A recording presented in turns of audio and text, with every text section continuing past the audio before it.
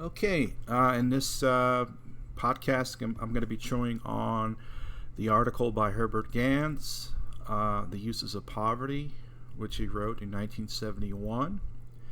A little bit about Gans. He's a retired sociologist who taught for many years at Columbia University, and this is one of those articles within sociology that created a lot of intensive discussion.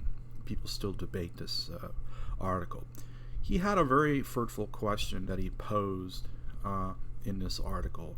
Basically, what are some of the positive uses of poverty?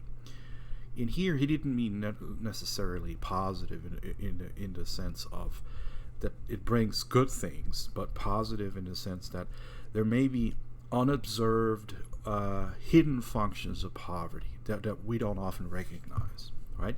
So he made a list of about 13 to 15 functions, and I'm just going to chew on some of these briefly. Okay, so let's go to some of the early ones that he discusses in the article. He says, for instance, that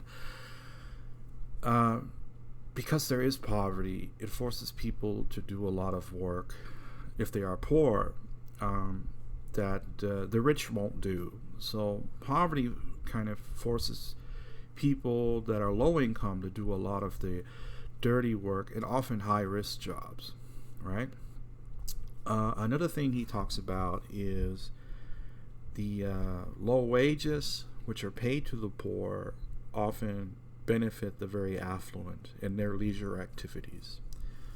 Right? It's something that we don't often recognize.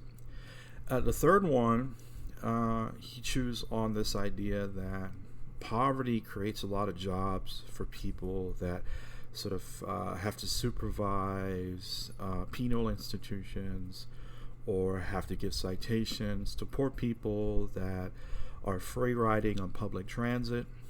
It offers jobs for social scientists like myself to be able to teach on the subject of poverty. So there's a lot of jobs that are created in our society because there is poverty. It's one of those hidden functions that we don't recognize. Further down, he's talking about the different kinds of industries that are created. Think of dollar stores, used car dealerships, pawn shops, rental tire places. All these exist precisely because there is poverty, and there is a segment of the population, who doesn't have the monetary means to often afford the full price of products. So that's another way to think about the hidden uses of poverty. It really creates sometimes an underground economy, or it may even create informal economies, right? Like labor economy, informal labor economies, right? Think of day laborers, for instance. Let's go.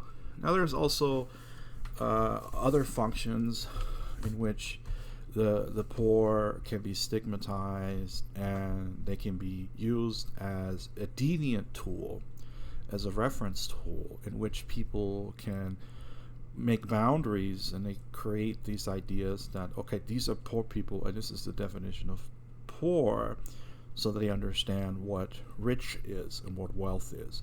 So in a sense, poverty also has a function in that regard.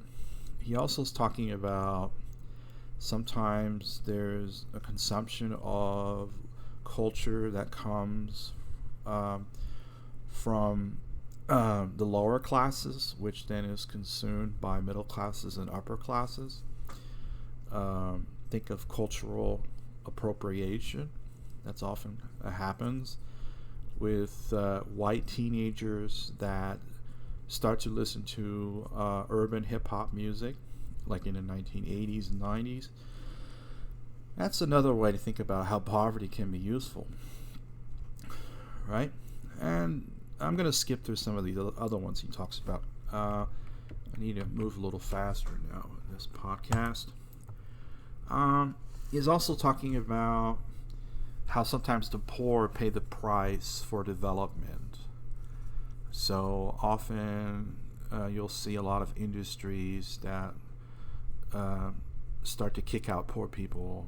So, or think of recycling centers or dump sites, which often poor neighborhoods become the destination, right? So rich people don't want to have a recycling center, right, in their communities. So then what happens? Often poor communities become the target of such development. Okay?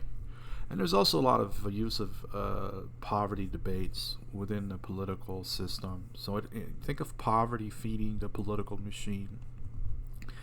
And it usually creates public discussions, and politicians can make careers out of it, both demonizing the poor or claiming to be on the side of the poor, right? So some of this goes to the culture wars, right? And again, I already addressed scapegoating, but just think of another use of poverty and the poor is the ability to scapegoat individuals.